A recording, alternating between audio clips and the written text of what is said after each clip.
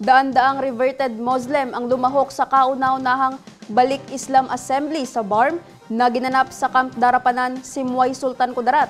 Naghayag ng suporta ang mga ito sa liderato ng MILF at UBJP. Ang detalye sa report. Pinangunahan ni Moro Islamic Liberation Front Central Committee Chairman at United Bangsamoro Justice Party President Al-Hajj Murad Ibrahim ang First Balik Islam Assembly sa Bangsamoro Autonomous Region ni Muslim Mindanao araw ng Linggo na ginanap sa Camp Darapanan, Simway, Sultan Kudarat.